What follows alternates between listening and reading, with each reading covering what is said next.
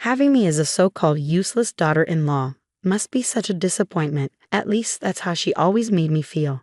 Her mocking laughter rang through the phone, leaving me stunned. The arrogance in her voice and her blatant disregard for me ignited a surge of anger. She had always treated me like I was nothing, but this time her cruelty went too far. As the rest area faded into the distance, I realized I was completely alone. Moments ago, I had been with my family, but now they had abandoned me. Confusion and fear swept over me, yet her cold, cutting words echoed in my mind. You who just sit around the house don't deserve to stay at a hotel. My chest tightened. Despite all my hard work, she never acknowledged my efforts. I ran an inn with dedication and managed every detail to perfection, yet she clung to her narrative, intent on destroying my self-worth.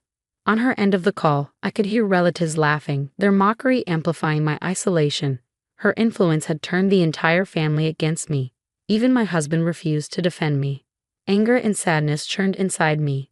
The humiliation, the dismissal of my contributions, and now this outright betrayal. It was too much. Her sneering face and contemptuous eyes filled my mind. Her obsession with pushing me away felt suffocating. Something inside me snapped. A decision crystallized in my mind. No more. I drew a deep breath and held my phone tightly, my fingers trembling, not with fear, but with the raw power of long-suppressed rage. My heart raced, fueled by a newfound determination. "Hello," I said, dialing with shaky fingers. My voice was calm, steady, yet brimming with resolve. "I have a favor to ask." This was the beginning of reclaiming my life. It was also the first step toward an unexpected revenge. My name is Maya Smith, age 40. I'm a manager at a large corporation. I met my husband, Tom, in our late 30s. After dating for 6 months, we decided to marry. In the beginning, he was attentive and kind, but over time, he grew indifferent. Now, our conversations are minimal, and he barely notices my presence. Still, I accepted it, convincing myself this was just the way things were. One evening, as I cleaned up after dinner, Tom spoke to me unexpectedly. "Hey, Maya, I need to talk to you." "Oh, what's up?" I replied, smiling, pleased he was addressing me directly for once. "My family is planning a trip, about 20 relatives. They want me to handle the hotel reservations and organize the itinerary." "Really? That sounds like a big task." "Well, I'm busy with work, and you've got more days off than I do. So you take care of it. Find a cheap place, since I'm paying for everything. If you're coming, pitch in too." I wanted to point out that I worked hard and upheld my responsibilities just as much as he did, even if I had slightly more flexibility. But I bit my tongue. For once, he was asking for my help, and I wanted to oblige. Spending time with his family wasn't exactly enticing, but this was for him. "Okay," I said. "I'll handle everything." "Thanks. Just pick a place that won't embarrass us in front of my family." With that, he lay back on the couch, scrolling through his phone. After finishing the cleanup, I retreated to the bedroom and made a call to a familiar contact. "Hi, it's me. I need a favor," I said, my voice calm yet purposeful. A few days later, Tom's parents arrived at our apartment. When I had shared the travel plans with Tom, he insisted we invite them over to go through the details in person. As they stepped inside, Tom's mother, Elaine, made a beeline for my kitchen cabinets and began rummaging through them without hesitation. "Maya, are you seriously eating gourmet instant curry from a hotel? How indulgent. You should be cooking for Tom instead of living off things like this," she remarked with mock disapproval, pulling out a few packets. Without asking, she casually dropped them into her bag. This was nothing new. Every time Elaine visited, she treated my kitchen like her personal shopping aisle, helping herself to groceries, canned goods, and even decorative items.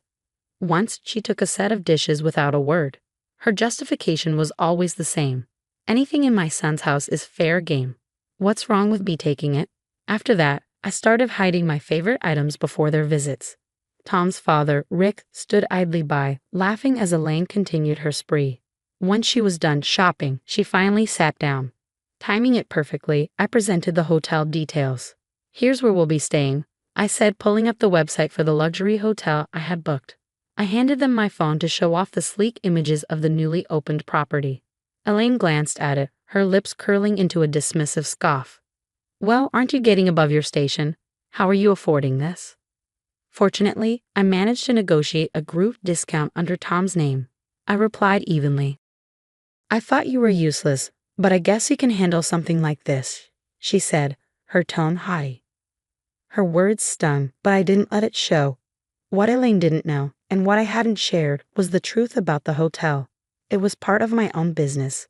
My family had operated a modest inn for years, but after it gained media attention, bookings skyrocketed. With the surge in demand, especially from international tourists, we expanded into high-end hospitality. I had been managing the new luxury property ever since. Tom knew my family owned a business, but he had no idea I was running such a prestigious hotel. I had kept it a secret, fearing it would create tension. Tom had once complained about my income surpassing his, so I downplayed my career whenever it came up. Over time, I resolved not to share the full extent of my success with him or his parents. I'm sure you'll love it, I said with a polite smile. The place is beautiful and the hospitality is exceptional. Elaine gave me a skeptical look. We'll see. I'll keep my expectations low. Then, without missing a beat, she added, since we're here, let's do some shopping. And we should grab dinner at a nice restaurant too. She completely ignored my offer to cook a meal and left shortly after. The day of the trip finally arrived. Tom, his parents, and I set off in his car, planning to meet the rest of the family at the hotel. Elaine, seated in the back, couldn't resist her usual jabs. Tom, isn't it time you replaced this old car? You shouldn't be driving around in something so shabby. Tom sighed, keeping his eyes on the road. I'd love to, but it's not in the budget. I glanced at him, feeling a pang of sympathy. This trip was already expensive, and I knew how much pressure he was under to impress his family. Oh, I'll pay for it. I can't stand the idea of my son driving around in such a junker, Elaine said with a dramatic sigh from the backseat. Really? Thanks, Mom. Tom replied, brightening immediately. Of course. We'll go to the dealership together next week and pick out something more impressive. They continued chatting as if I weren't sitting right there beside Tom in the front seat. Moments like this had become the norm with his family, but that didn't make it hurt any less. You know, Elaine mused, her tone turning sharp, if only there were grandkids along for this trip. But I guess at this point, it's too late to hope for that. Well, that's what happens when you marry a woman who's already past her prime. Mom, Dad, can you not? Tom muttered, but he didn't press further, letting their cruel comments hang in the air. I kept quiet, staring out the window, regretting ever agreeing to come along. After a long silence, I finally spoke up softly. Tom, I need to use the restroom. Can we stop at the next service area? Elaine immediately rolled her eyes. Couldn't you have gone before we left? This is why we're always late. I'm sorry. I'll be quick, I assured her. Tom pulled into the next service area, and I hurried inside. The line for the women's restroom was long, and I nervously glanced at my watch, worried about holding everyone up. After 10 minutes, I finally emerged, only to find the parking space where Tom's car had been now empty. Confused, I looked around, wondering if I had somehow missed them. I called Tom, but he didn't answer. Slowly, the realization sank in. After a few more failed attempts to reach him, I tried Elaine instead. She answered immediately. Oh, hello, Maya. Something wrong? I'm still at the service area, I said, trying to keep my voice steady. Did something happen? Oh, we're already at the hotel, she replied, her tone dripping with disdain. Trips like these are for family, you know. You're just an outsider tagging along. Her words hit like a punch to the gut. Elaine, you're already spoiled with what my son provides without working or contributing. You can sit this one out, she cut me off, her mocking laughter ringing through the line. In the background, I could hear other family members laughing too. Then, without waiting for a response, she hung up. I stood there stunned. The weight of her words settled over me as I fought against the despair creeping in. I had worked tirelessly to organize this trip, putting my own responsibilities on hold, only to be abandoned like this. But feeling sorry for myself wouldn't solve anything. I faced worse as a hotel manager, handling crises with composure. Drawing on that strength, I took a deep breath and called the hotel. Hello, this is Maya. I have a reservation under Smith. Could you confirm it, please? After ensuring everything was in order, I made another call. Hi, it's Maya, I said to my assistant at the main office. I'm stranded at a service area and need a ride to the hotel. Of course, Ms. Smith. I'll send a car right away, she replied. Relieved, I hung up. Soon, I'd be back on track. Meanwhile, in the car, Elaine gloated to Tom. That woman's never been a good fit for you. She's too old for kids and not exactly a catch. Mom, enough, Tom said, though his voice lacked conviction. I'm just saying, you deserve someone who's actually a family person, she continued. Tom sat in silence, torn but unable to find the courage to defend me. Later, at the hotel, Tom and his family settled into their luxurious rooms, enjoying the evening as if nothing had happened. They gathered in the dining area for an elaborate meal. Tom really went all out with this place, Rick said, looking around in approval. This hotel is famous nationwide. I hope it didn't cost too much. Well, Maya handled the arrangements, Tom admitted, trying to sound casual. I'm covering it, of course. That's what a good husband does. Tom's unease was evident, but he tried to push it aside and enjoy the moment. The next morning, as the family prepared to check out, they assumed all charges were already covered. But as they gathered in the lobby, the hotel manager approached them. Excuse me, here's your final bill, he said, handing Tom a detailed statement. Tom frowned as he glanced at the total. His eyes widened. The charges included a suite upgrade, additional services, and the group's special rate. Wait, Tom stammered. Why is this so much more than expected? I thought everything was handled with a discount. I apologize, sir, the manager said with polite firmness, but the discounted rate was only available if the owner was present. Tom frowned, his confusion evident. The owner? Who's that supposed to be? That would be Maya Smith, your wife. The room fell silent. Tom's face paled and a hush settled over the family. Elaine clutched her purse tightly, as though holding onto it could somehow make the charges vanish. You mean she, Maya, owns this hotel? Tom stammered, his voice shaky. The manager gave a calm nod. Yes, she's the owner. Since she wasn't present, the discounted rate is void. The total amount due now is $20,000. Elaine gasped, her grip on her purse tightening further. Tom, do something. This must be some kind of mistake. I didn't know, Tom stuttered, looking increasingly flustered. I didn't realize Maya was the owner. The manager extended the bill with a steady hand. How would you like to settle this? The other relatives began murmuring among themselves, shifting uncomfortably. You didn't know she owned this place, and she paid for everything, someone whispered. Tom's gaze fell to the floor, unable to meet their eyes. Meanwhile, I arrived at the hotel, determined to face Tom and his family. The staff greeted me warmly. Welcome back, Miss Smith, the manager said with a respectful smile. Everything has been handled as you requested.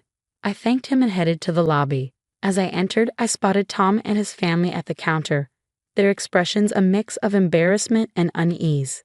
Squaring my shoulders, I approached them, my head held high. Good morning, everyone, I said, my voice calm but firm. I see you're having a lovely time. The shock on their faces was almost comical. Elaine was the first to recover, her tone thick with false sweetness. Maya, dear, we were just surprised. We didn't realize you were the owner here. I'm sure you didn't, I replied evenly, but I hope my outsider status no longer concerns you. Maya, listen, Tom began, but I held up a hand to stop him. No, listen. You left me behind because I wasn't family enough. But I'm the reason you're even here, and I pay for everything. A heavy silence followed. No one dared to look at me, their eyes cast downward. Now about that bill, I added, my tone resolute. No more discounts. Consider it payment for the years of disrespect. Without waiting for a response, I turned and walked away, a sense of closure settling over me. I left them to figure out how to handle the costs on their own. Later that day, I decided to check out of my hotel suite and head home. The decision felt symbolic, leaving behind not just the trip, but Tom and his family, once and for all. Back in my suite, I packed my bags, reflecting on everything I had endured. This trip had been a turning point, a realization that I deserved respect and appreciation, things I'd never received from Tom or his family. As I was finishing up, the manager knocked on the door and entered carrying a parting gift. Miss Smith, thank you for your continued partnership and for trusting us. We hope this is just the beginning of many more successful ventures. Thank you, I replied, smiling. This hotel feels like a second home to me, and you've helped make it truly special. Checking out of the hotel felt like stepping into a new chapter. A powerful sense of freedom washed over me, freedom from the past, from constant judgment, and from the weight of others' expectations. In the days that followed, I filed for divorce, finally choosing myself over a loveless marriage. I poured my energy into expanding the family business, opening more luxury inns, and pursuing dreams I'd shelved for far too long. Surprisingly, news of my divorce and Tom's mounting financial troubles soon spread. But I didn't dwell on it. My new life was brimming with purpose, community, and growth, surrounded by people who respected me and believed in my vision. On quiet evenings, I'd raise a glass to myself, grateful for the strength to walk away and build a life on my own terms.